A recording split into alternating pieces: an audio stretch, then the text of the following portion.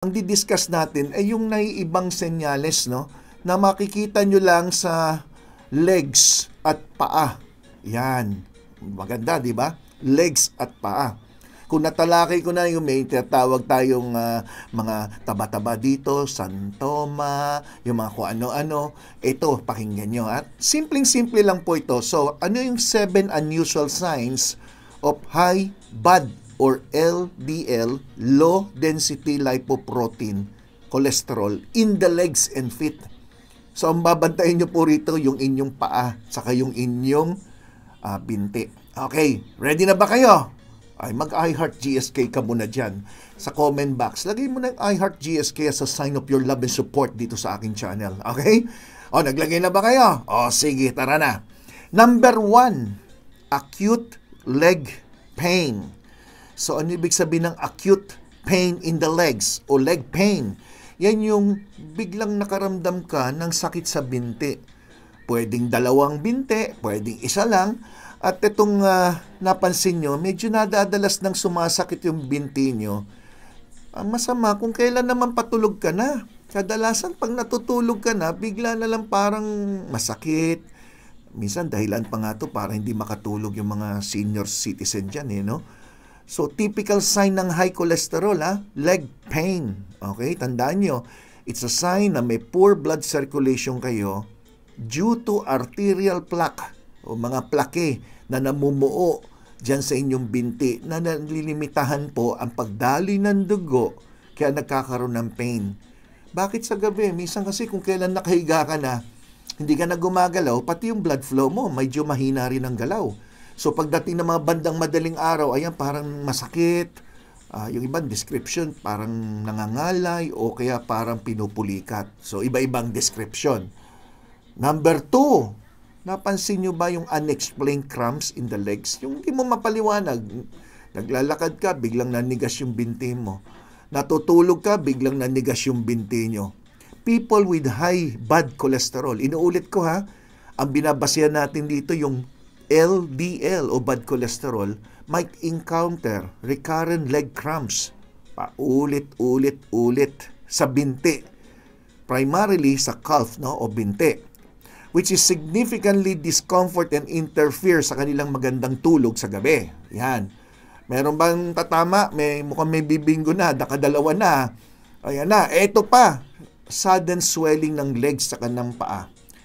Kadalasan, isang paa lang. Napansin niya, bakit ganun? Yung left leg ko namamaga, tapos yung paa ko maga din. Yung sapatos ko mas masikip ngayon. Alam niyo po ba na mataas na cholesterol maaari mag-cause ng inflammation o pamamaga? Nare-retain niya yun yung mga fluids sa lower part of your body leading to swelling. So, ano yung sinasabi kadalasan ng doktor? Pagka uwi, taas yung paa, elevate yung mga dalawang unan, tatlong unan. Gawin nyo po yung makakatulong yan. Okay, yung sinasabi magsuot ng mga support stockings, di ba? Marami sa inyo kasi alam ko, na na-advisean na gumamit ng support stockings. Pero sa anong dahilan, sa katigasan yata ng ulo, hindi naman sumusunod. May iba sasabihin naman na, masikip masyado kaya nga yun ang purpose nun para hindi naiipon yung tubig doon, para hindi kayo magmanas. Then number 4, numbness or sting sensation. Parang nangangapal, parang pinapardible, parang tinutusok-tusok na pakiramdam. Maiisip nyo ba na cholesterol ang dahilan? Maaring isipin nyo, kulang lang sa vitamin B. Pero, panainom mo na ng vitamin B, bakit ganun pa rin pakiramdam nyo? Kasi, ang excessive cholesterol nakaka-damage din ng inyong mga nerves na humahantong sa pamamanhid o parang tinutusok-tusok yung inyong binti at ang inyong paa. So, these symptoms is more evident during the night. Ang masama nito, kung kailan ka na matutulog, kailan ka magpapahinga, saka nyo nararamdaman. Meron po ba? Meron na ba akong tinamaan sa mga sinasabi ko? 4 na po yun, Ito po yung panlima. Unexplained muscle weakness. Napansin nyo, ba't parang mas hinang-hina ka maglakad ngayon? Parang yung legs mo walang lakas. Yan. Marami ako naririnig na ganyan.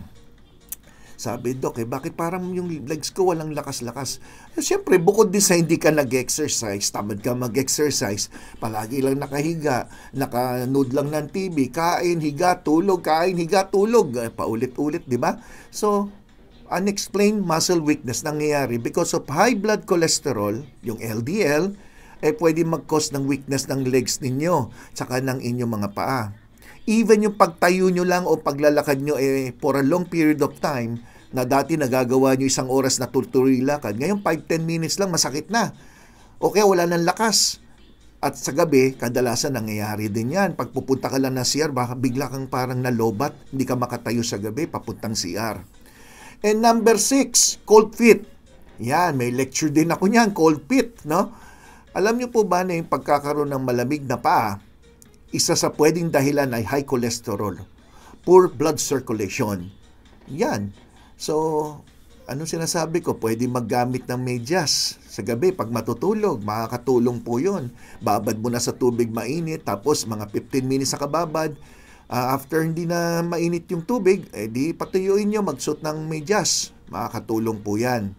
So, high cholesterol, nagbibigay ng poor blood circulation, nagkukos ng cold feet, regardless kung komportable man yung kwarto nyo. Maski na mainit yung kwarto nyo o malamig, talagang palaging nilalamig yung mga paa. Nagsisignal po yan ng poor blood circulation, so circulatory. And lastly, number 7, napansin nyo nagbago bigla ang kulay ng inyong balat, lalo na sa binti. Mapapansin ng isang pasyente na nagdadaig siya na, Dok, bakit malamig yung paa ko? Bakit parang nag-ibang kulay, parang namumutla, lalo na yung mga kuko, no? Kasi ang legs sa paa, mapapansin nyo, nagbago yung kulay. Either naging bluish o kaya reddish o blue-black pa nga yung iba.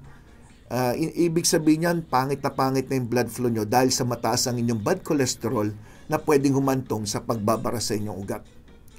So lahat po ito mga sinasabi ko na mga posibleng nararamdaman nyo na huwag niyong babaliwalain. Ang pinakasimpleng gagawin niyo lang naman ay magpa-blood test, di ba? So, ang tawag doon sa blood test na yan, lipid profile. Okay. So, titingnan yung inyong total cholesterol, yung bad cholesterol, yung good cholesterol, saka yung triglyceride. Itong tatlong to, magkakasama itong tatlong to eh. Kailangan yan lahat ay nasa normal range.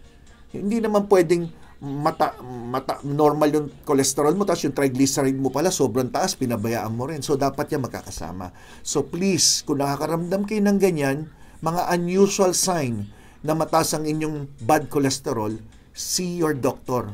Magpa-blood chem, yan ang unang-unang gagawin. Then, sundin ko ano yung mga pinayo niya sa inyo. Okay?